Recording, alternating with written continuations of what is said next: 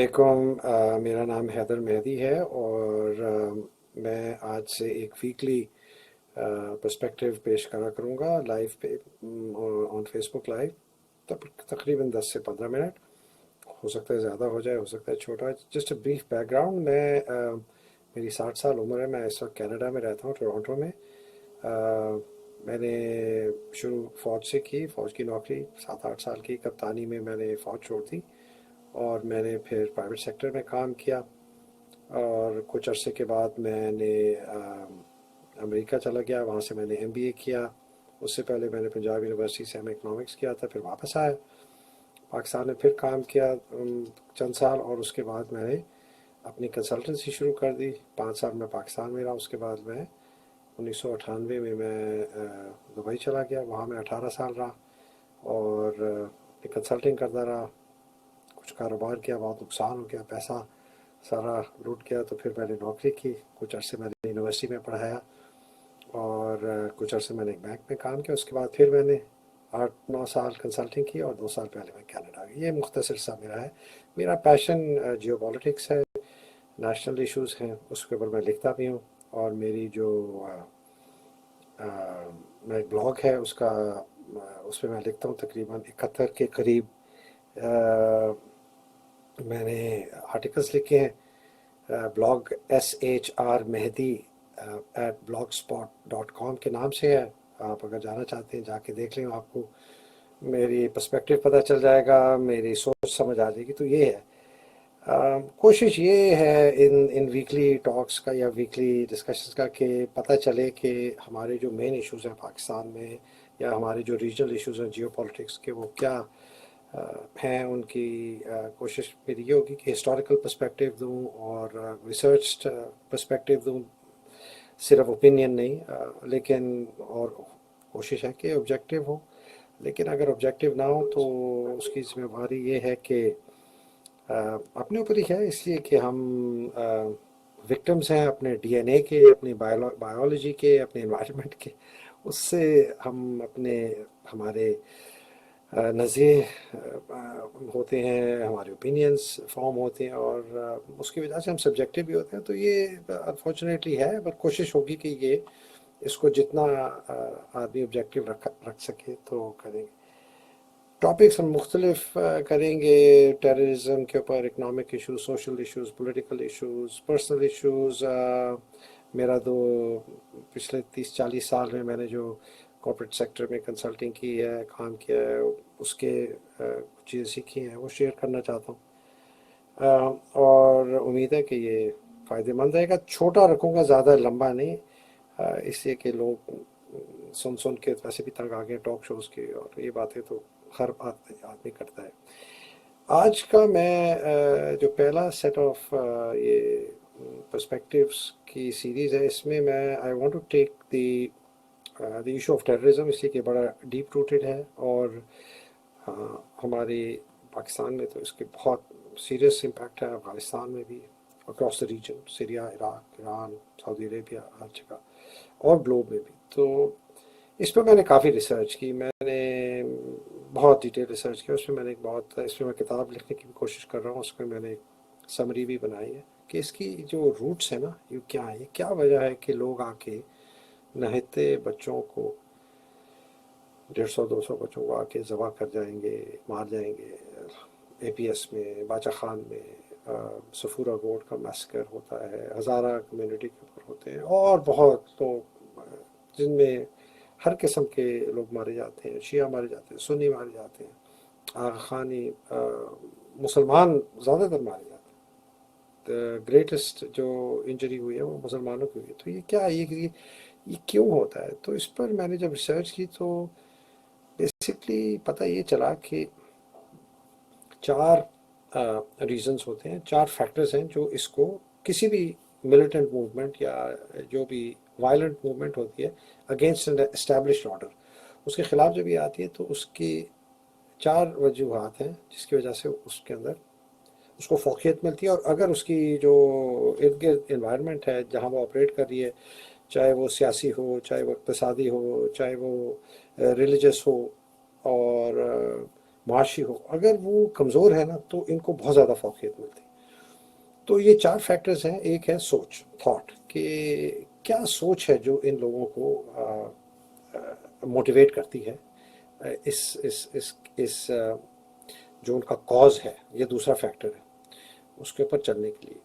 تیسرا فیکٹر ہے کہ ان کے پاس ریسورسز کتنے ہیں، وسائل کتنے ہیں.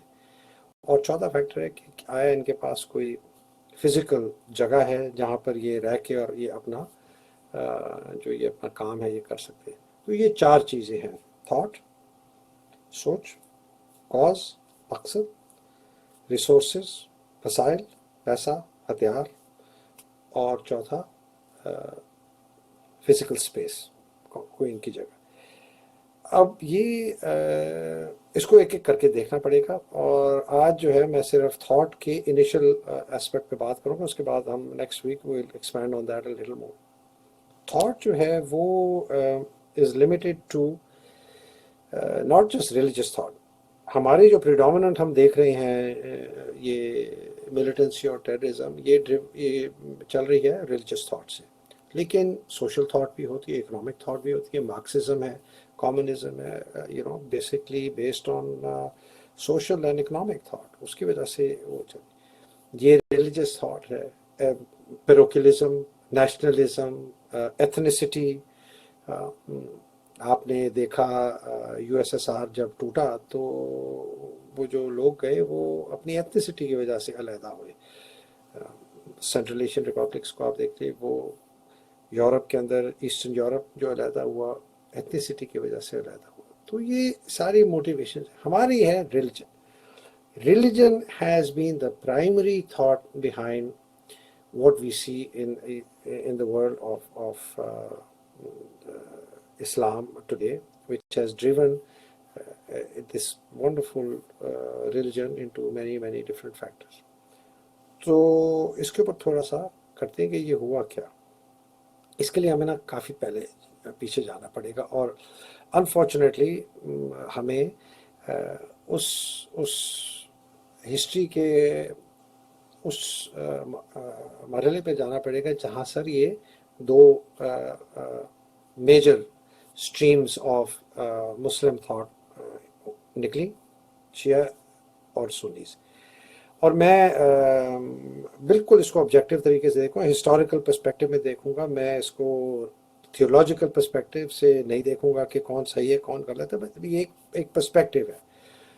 پرسپیکٹو یہ ہے کہ اگر آپ صرف اس کو ایک پولیٹیکل کانٹیکسٹ میں دیکھیں اور ہسٹوریکل کانٹیکسٹ میں ریلیجن کو اس میں نکال دیں، تو جب ہمارے رسول صلی اللہ علیہ وآلہ وسلم نے کامیاب ہوئے اور فتح مکہ ہو گئی اور سب یہ آ گیا، تو جو پرانی پاورز تھیں جن سے یہ پاور چھین لی گئی وہ تھے مکہ کے مرچنٹس، بیوپار، جن کے پاس ساری پاور. اب پاور وہاں سے نکل کر مدینے چلی گئی. اب سٹرگل یہ ہے کہ وہ پاور کسی طرح واپس آ جائے. بیسکلی یہ ایک پاور سٹرگل تھی. اس کو جو ریلیجس رنگ دیا ہے وہ بہت چند صدیوں بعد دیا گیا ہے. ہمارے 4 خلفائے راشدین سب اس وقت کوئی ڈفرینس نہیں تھا، نہ فقہ میں ڈفرینس تھا، نہ سوچ میں ڈفرینس تھا، نہ طور طریقے میں ڈفرینس تھا، نہ انٹرپریٹیشن آف اسلام میں کوئی ڈفرینس تھا. پہلی ہماری جو ویزیبل ہم نے دیکھی شزم یا دراڑ وہ دیکھی جب جنگ جمل ہوئی، جس کے اندر ایک طرف خلیفہ تھے امام علی، دوسری طرف ہمارے رسول کی بہت پیاری بی بی عائشہ، حضرت عائشہ، اور ان کے ساتھ جو اس وقت شام کے گورنر تھے اپنا معاویہ. تو ان کی آپس میں جنگ ہوئی. حضرت عائشہ، امیر معاویہ ایک طرف، دوسری طرف امام کی جنگ. اب آپ یہ دیکھیں کہ سیاسی طور پر دیکھیں، ریلیجن اس میں نکال، سیاسی طور پر دیکھیں کہ رسول کے داماد اور ان کے کزن ایک طرف اور رسول کی بہت پیاری جو وائف ہے وہ دوسری طرف، آپس میں جنگ ہوئی. اس وقت یہ دراڑ پڑ گئی پہلی. اس کے بعد ہماری دوسری جنگ ہوئی، جنگ صفین، جس میں امام علی خلیفہ ایک طرف اور دوسری طرف شام کے گورنر امیر معاویہ. یہ جنگ ہوئی، یہ دوسری جنگ تھی. اس کے بعد جو اصل تیسری جو یہ جنگ ہوئی وہ ہوئی جنگ تو خیر نہیں ہوئی، وہ ہوئی کربلا کا واقعہ، جس کے اندر اگین یہ تیسرا ایک بہت بڑا واقعہ ہوا جس نے ان دو حصوں کو علیحدہ کر دیا۔ اس کے بعد جا کے آپ کے اختلاف ہونے شروع ہو گئے، جس کے اندر سیاسی اختلاف پہلے مذہبی اختلاف کا، اور یہ بڑھتا رہا بڑھتا رہا بڑھتا رہا۔ تقریباً 8ویں 9ویں صدی میں ہمارے جو 5 بڑے امام مانے جاتے ہیں، امام ابو حنیفہ، مالک، شافعی، حنبلی، امام حنبل، احمد بن حنبل، اور امام جعفر صادق، 5 ہیں۔ یہ بہت زبردست لوگ تھے اپنے اپنے حساب سے، انہوں نے اسلام اور بہت تحقیق تھی، ان کی بڑی سوچ تھی، اور اس کی وجہ سے ان کا حلقہ احباب بھی بہت بڑھ گیا، اور ان کی لوگ ان کی باتیں بھی بڑے غور سے سنتے تھے، اور انہوں نے اپنے اپنے عقل کے مطابق، اپنے سوچ کے مطابق، اپنے ریسرچ کے مطابق انہوں نے ایک طریقہ بتایا کہ جی یہ ایک صحیح طریقہ ہے اسلام کو آپ نے پریکٹس کرنے کا۔ اب مسئلہ کہاں آتا ہے؟ مسئلہ آتا ہے صرف فرقہ واریت کی میں بات کر رہا ہوں، بیکاز یہ جڑ ہے ساری چیزیں۔ مسئلہ کہاں آتا ہے کہ جی یہ سنت رسول کیا ہے؟ اچھا، قرآن تو پر ہمیں کوئی کسی کو بھی کوئی وہ نہیں ہے، شک نہیں ہے کہ جی یہ اس میں اس کی ایک لفظ میں بھی کوئی غلطی ہے یا چینج ہوا ہے، یہ تو ہمیں سب پتہ ہے کہ بالکل وہی ہے جو تھا، جس طرح نازل ہوا۔ ہاں، فرق کہاں آتا ہے کہ جو آیت ہے اس کی آپ نے انٹرپریٹیشن کیسے کی؟ آیت وہی ہے، آپ نے مطلب کسی نے ایسا مطلب نکالا، تفسیر میں کسی اور نے دوسرا مطلب نکالا۔ تو پہلے فرق یہاں آنے لگا جب تفسیر یا آیت کی آپ نے تفسیر بیان کرنی شروع کی۔ دوسرا جو زیادہ جس کا میرا خیال ہے جس میں زیادہ جو خطرناک تھا وہ کیا تھا؟ وہ تھا کہ یہ حدیث جو ہے یہ سورس ہے سنہ کی، تو اگر حدیث سورس ہے سنہ کی تو اس کو بھی بالکل اتنا ہی نان کنٹروورشل ہونا چاہیے جتنا قرآن کی آیت ہے، لیکن وہ ایسے نہیں ہے، کیونکہ اسلام امام علی کے بعد آلریڈی ڈیوائڈ ہو چکا تھا، 2 حصوں میں بڑھ چکا تھا۔ 280 سال تک 80 سال تقریباً 87 سال تقریباً مؤید نے رول کیا، اس کے بعد 280 سال واپس سائڈ نہیں کیا، اور یہ جنگ چلتی رہی، سیاسی جنگ تھی، اور اس کے اندر حدیثیں بھی بننی شروع ہو گئیں۔ تو جو شیعہ تھے وہ ان کی حدیث کا جو سورس ہے وہ کہتے ہیں جی ہم تو وہی صرف مانگتے ہیں جو امام علی نے کہا، اس لیے کہ امام علی نے سب سے زیادہ گزارا ٹائم رسول کے ساتھ۔ جب وہ 7-8 سال کی عمر میں آئے تھے تو وہ تب، اور جب وہ کوئی 34-35 سال کی عمر میں تب انہوں نے رسول کو دفنایا۔ سنی کہتے ہیں کہ جی ہم امام علی کی بھی مانتے ہیں، لیکن اس کے ساتھ ساتھ اور بھی بہت لوگ ہیں، عبداللہ ابن عمر ہیں، بی بی عائشہ ہیں، ابو ہریرہ ہے، اور بہت اور بھی لوگ ہیں جو کہ حدیث جن کی، اور جھگڑا کیا ہوا کہ کون سی حدیث اوتھینٹک ہے؟ جھگڑا یہ نہیں ہے کہ رسول کا سننا مختلف، نہ، جھگڑا یہ ہے کہ یہ حدیث صحیح ہے، یہ حدیث غلط ہے۔ اور یہ اس پورے کانفلکٹ کے اندر جو سب سے بڑا جو نقصان ہوا نا وہ ہوا کیا کہ سچ کیا ہے۔ تو